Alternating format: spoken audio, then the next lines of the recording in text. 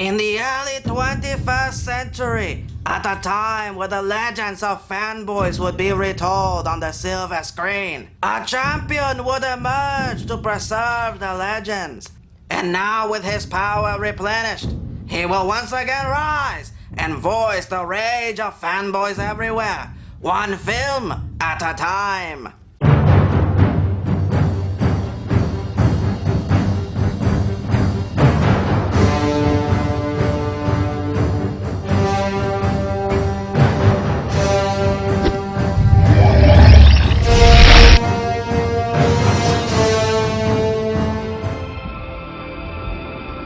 On premiere day, on opening night, no bad movie shall escape my sight. Let those who worship Michael Bay beware my power.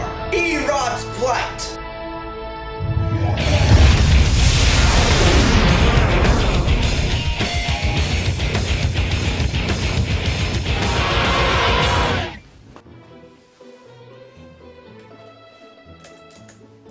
Alright, let's bring to order the first meeting of the Skalantern Corps. Let's start by identifying ourselves. I'm Erod, I'm the Blockbuster Buster, the Grand General of the Legion of Badassitude. Dr. Effect, freelance mad scientist for hire. Hi, I'm Joy, and I like kitties. Right, so here's the matter at hand. The Legion has asked me to bust a film that is half good, which means that it might just be impervious to the power of my hammer. What I need from you guys are suggestions for possible weaponry that I can use to bust this film. Ha! I've got just the thing. Now, woman. Can't you see I'm in the middle of something? Now, go clean my hover chair. I want to do some hovering later. Go! Now, where was I? Oh, yes. Feast your eyes on the radioactive toast launcher. It fires radioactive bread at 100 miles per second. It's irradiated, too. Actually, I was looking for something a little bit more practical. You know, something that can cut through any defense. Oh, I have one of those. Really? It's a fence. I said defense, not fence. Never mind that. I've got the perfect...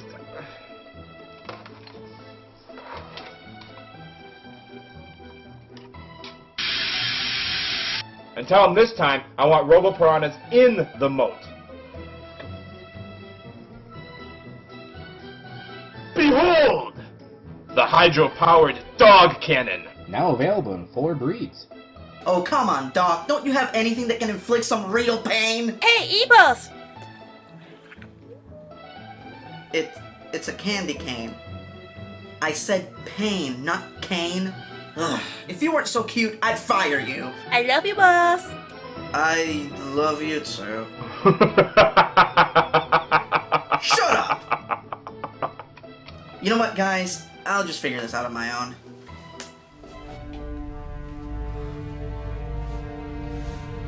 Let's get to work.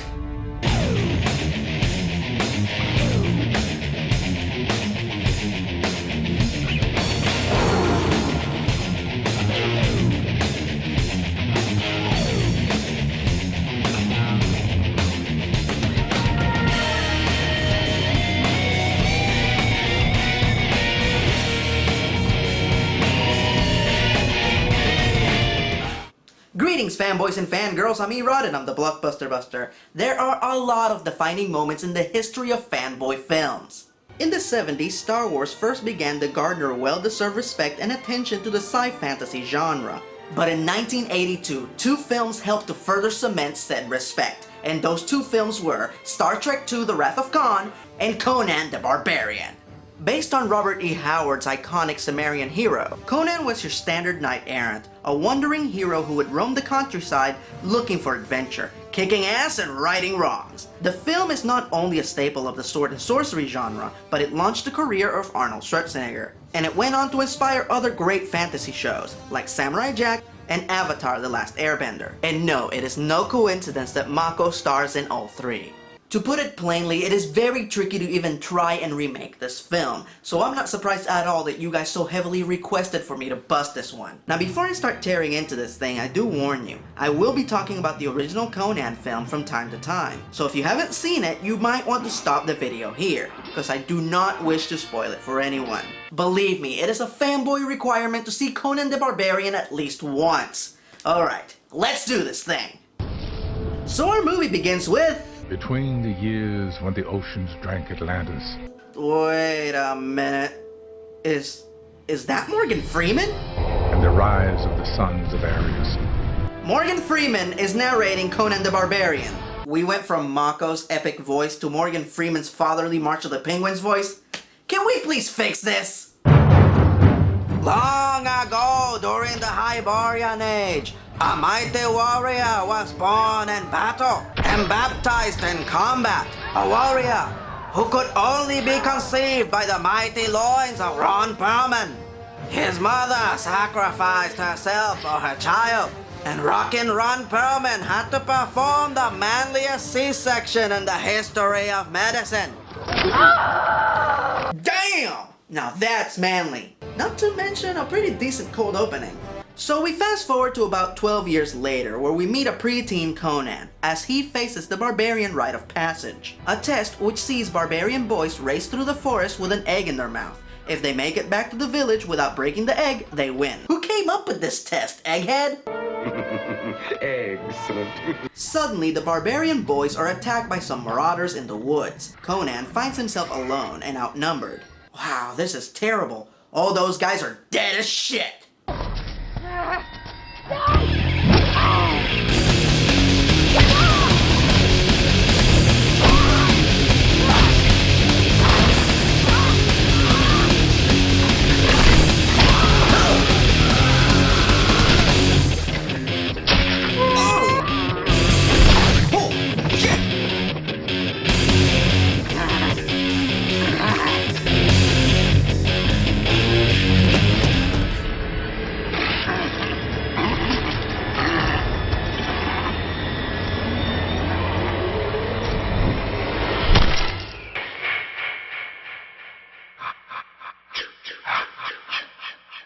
Unfortunately, the marauders were only the tip of the iceberg. Soon, the Sumerian village is invaded by Kalar Zim, a warlord who wants to find all the pieces of an ancient magical mask that he can use to revive his wife. And apparently, Conan's dad was entrusted with one of the pieces, and Kalar will stop at nothing to get it back.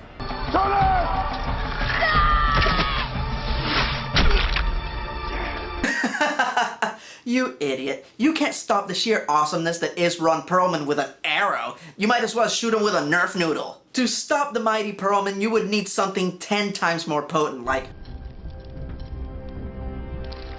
Holy Jesus! Oh, come on, little Conan. You can think of something. Come on, man. No! No! Oh! World's manliest facial.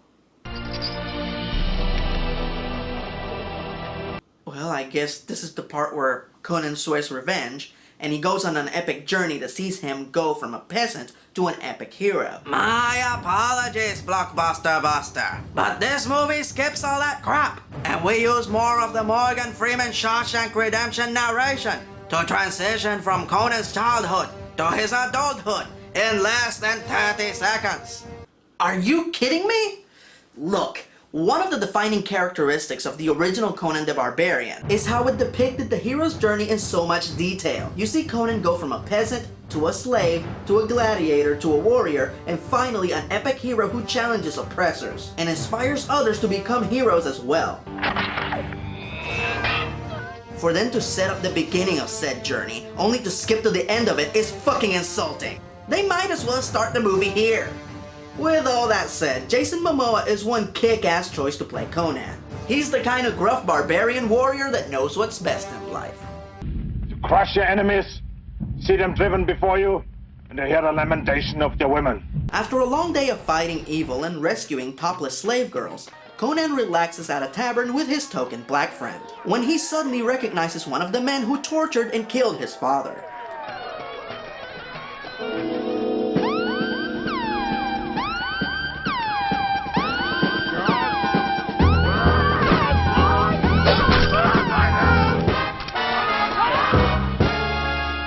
Posing as a convict, Conan gets inside the prison ran by Captain, No-Nose, and then he proceeds to interrogate the captain to find out the whereabouts of Kolar. Remember me?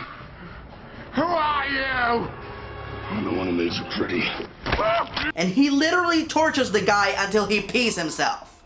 Meanwhile, Kolar and his daughter, creepy Rose McGowan, search a monastery for a sacred girl whose blood can reactivate the infamous mask. Whoever reveals her gets to live. So move on over, I'm the DJ girl. And you smell.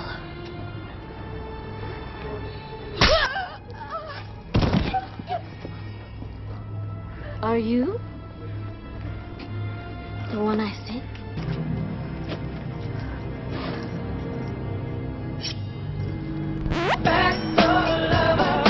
Oh yeah, that's my jam.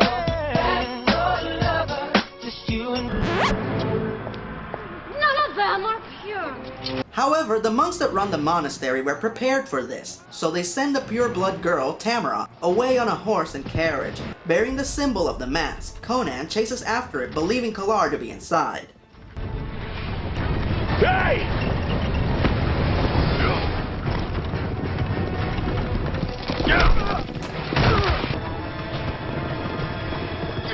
Whoa, be careful! Willow's gonna fall out of the back of the wagon!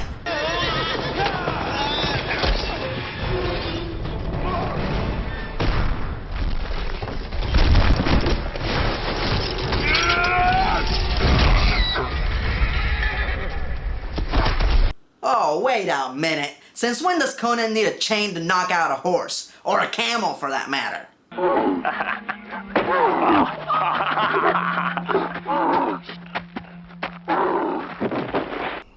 And now he's cooking? Come on. The real Conan doesn't cook. He plays dead until vultures land, and then he eats the raw vulture with his bare teeth. So now that Conan has Tamara, he knows that Kolar will come to him. It's only a matter of letting Kolar know where to meet. So Conan goes about this the barbarian way and sends Kolar a manogram.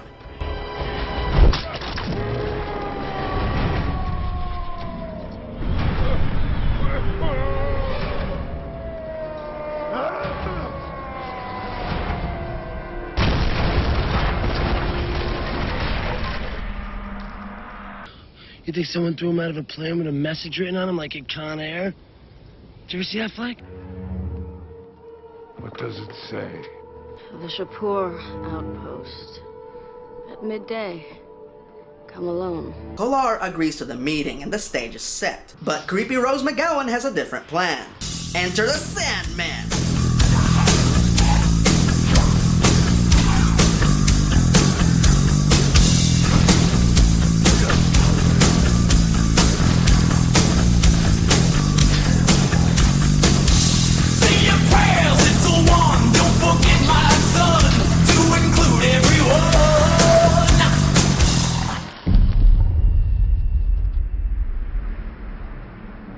Alright, finally! This is the final confrontation that we've been waiting for!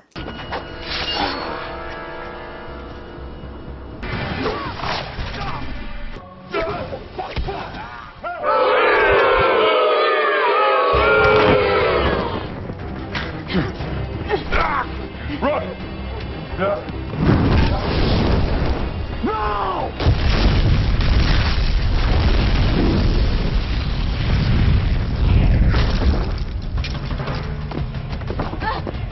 By Mitra, jump!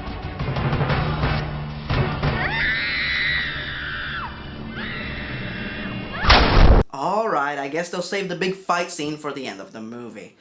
But incidentally, the real Conan knows how to go off the edge of a cliff with style.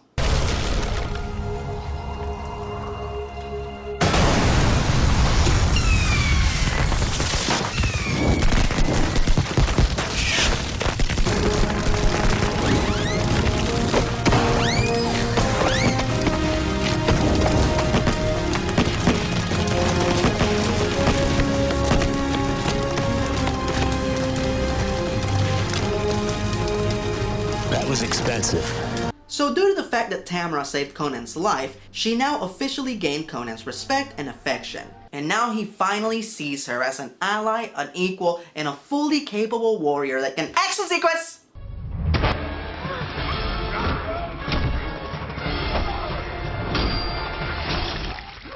Well, that was both fun and completely pointless. Well, at least it wasn't bad. In fact, this movie really hasn't been that bad up to this point. And even though Conan hasn't gotten his revenge yet, at least Tamara is safe from Kolar. So all Conan has to do is send Tamara away on his friend's ship and then go and face Kolar on his own.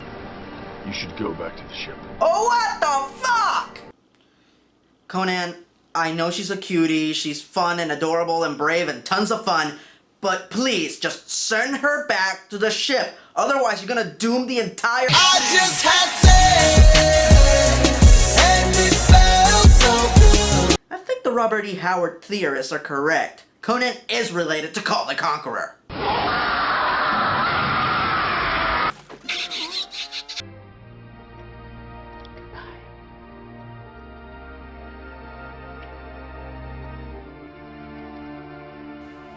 And she's going to get captured in 5, 4, 3, 2...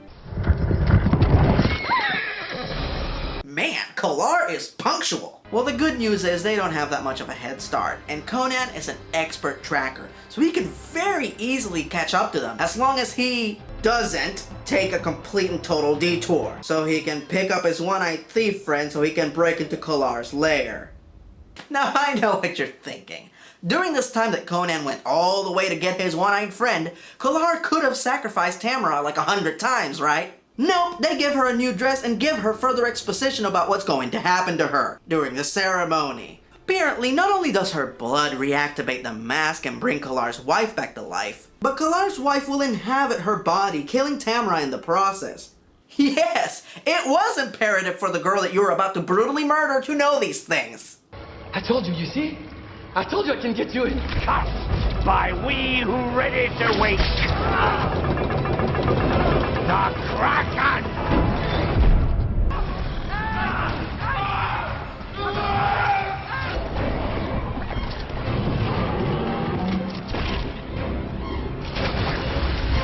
Wow, those special effects are worthy of the Sci-Fi Channel. So after that bit of pointless nonsense, Conan makes it to Kolar's chambers. And thank you, Conan, but your princess is in another castle. That's right, Kolar moved Tamara to another location, so getting the one-eyed thief, breaking into the dungeon, and fighting the Kraken was completely fucking pointless! So Conan gets there just in time to see the sacrificial ceremony begin. It's time to avenge your father, so draw your sword and get ready to—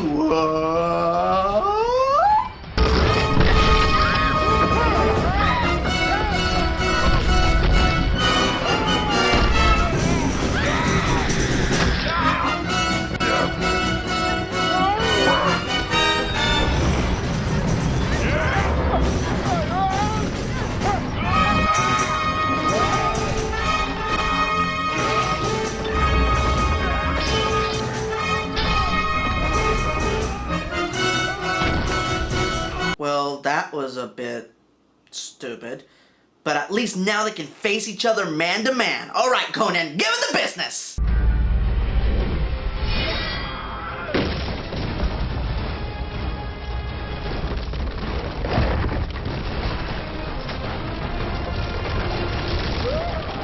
Oh, what the fuck? What is the deal with all the interruptions? Ah, fuck it. Let's just go see what the girls are doing.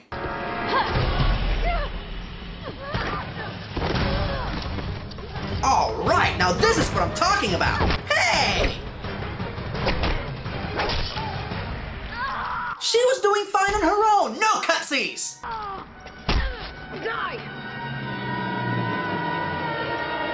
Alright, never mind. Let's just go find Kolar so you can ram your sword right up his— You're running now. Oh, I'm sorry. I thought I was watching Conan the Barbarian, not Conan the lame-ass. You know, the real Conan stands and fights no matter what the conditions, and he has no patience for assholes that turn in their library books late. Conan the Librarian. I'm sorry, these books are a little overdue. So our heroes try to cross a bridge when Tamara almost falls. Conan would pull her up, but he is suddenly confronted by Kolar. Alright, villain in his sights, damsel in distress, Conan is in his element. Prepare thyselves for some brutal badassery!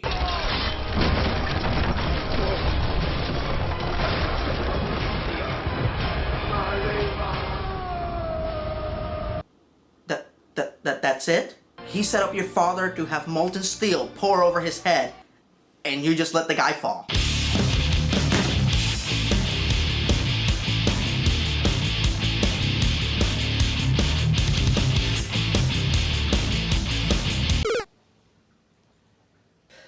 Damn, I was afraid of this. This movie's a barbarically brash blizzard of balls. While it might not be the worst introduction to Conan the Barbarian, that distinction will always be reserved for Conan the Destroyer. Grab him! And take him! It just doesn't hold a candle to the original, which, in spite of its inherent silliness, is still a great epic retelling of the hero's journey, and a great allegory of faith versus religion. And when Conan catches up with the man who murdered his parents, he doesn't drop him down a hole, he makes an example out of him.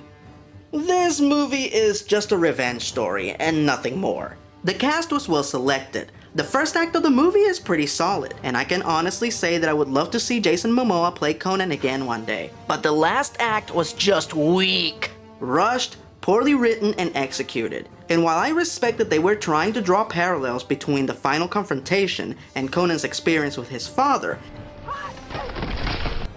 You're not ready for this sword. this still wasn't a worthy adaptation of Robert E. Howard's Sumerian Warrior. Damn, now if only I could think of a way to bust this movie. Rum, I've never prayed to you before, I don't have the tongue for it. But I ask you this, grant me revenge. And if not, then to hell with you! Hey, Erod. It's dangerous to go alone. Take this.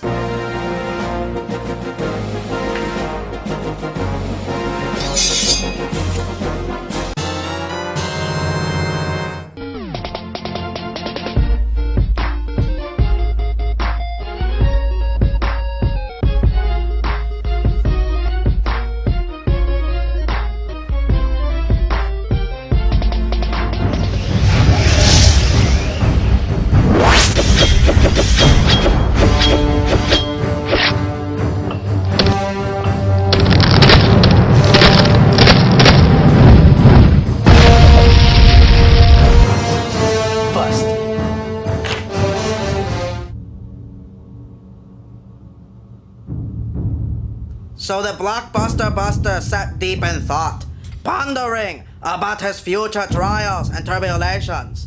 And one day, those stories will also be told.